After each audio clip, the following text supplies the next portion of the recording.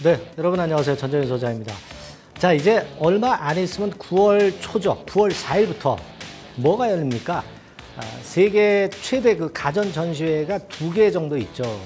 이미 CES는 봄에 이제 했고요.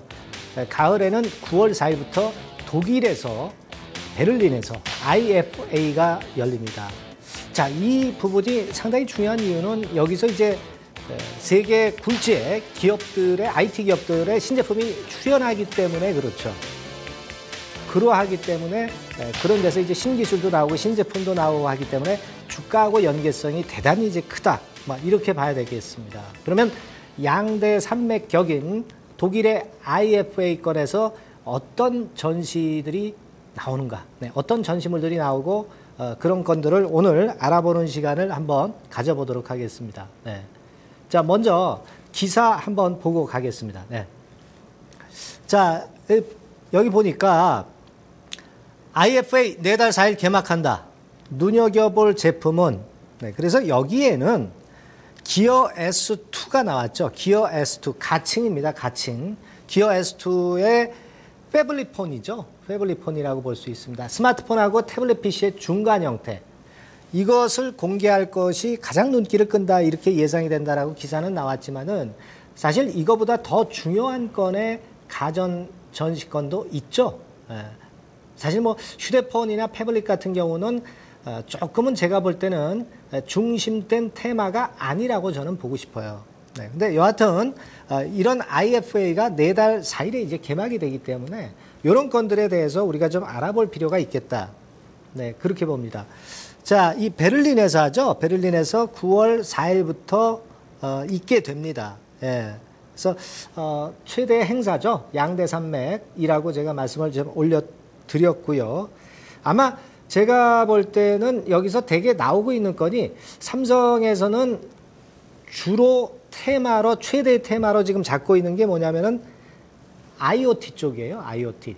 사물 인터넷 쪽에 좀 집중한다. 뭐 이렇게 보시면 되겠고 스마트 사이니지 건도 얘기가 나올 겁니다. 그리고 기어 S 건도 나올 거고요. 그리고 SHUD TV 건도 나올 거예요. 그리고 이에 발맞춰서 이제 LG 같은 경우는 주도 테마가 뭐냐면은 OLED TV죠. 네. TV 쪽에 중심을 두는 거예요. LG는.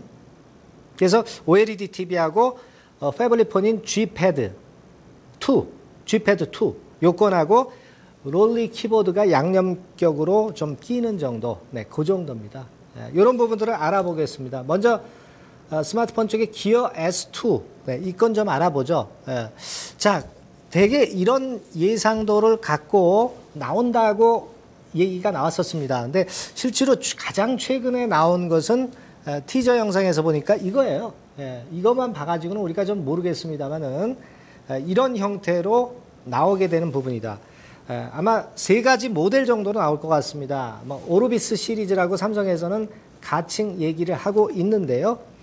타이젠 플랫폼, 네, 그런 게 좀 특징적이고 NFC 장착했고 뭐 그 정도로 아직 윤곽이 나와 있는데 뭐 자세한 거는 이제 나와 봐야 알겠죠. 네, 나와 봐야 할 겁니다. 근데 되게 어떤 개념의 S2인가, 네, 요 부분 알아봐야 될 것 같아요. 네.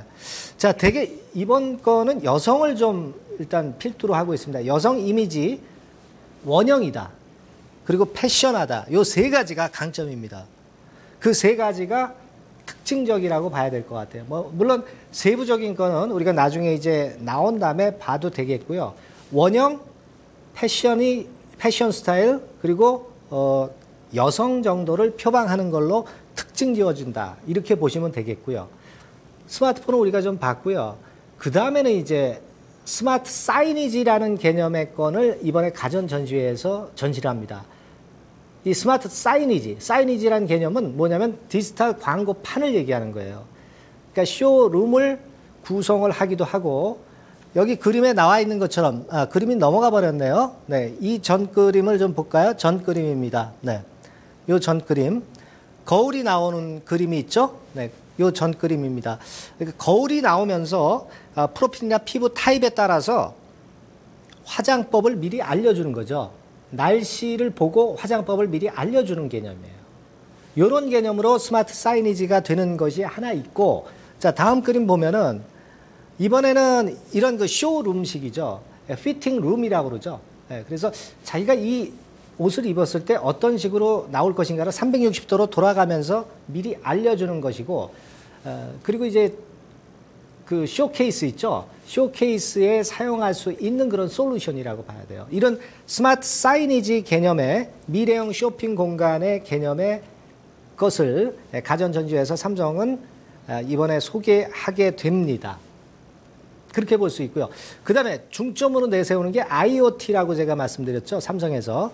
IoT 개념 보면 우리가 뭐 늘상 보아오던 개념입니다. 네, 보아오던 개념이고, 다만 예전에 가전전시회 때는, 예전 가전전시회 때는 어떤 측면이냐면 비전만 보여줬다 이거예요. 비전만 보여줬는데 이번에는 그것을 구체화시켜가지고 나오게 될 겁니다. 그러니까 그 구체화된 부분을 한번 우리가 이번에 어떤 식으로 나오는가 살펴봐야 될 것 같습니다. 네.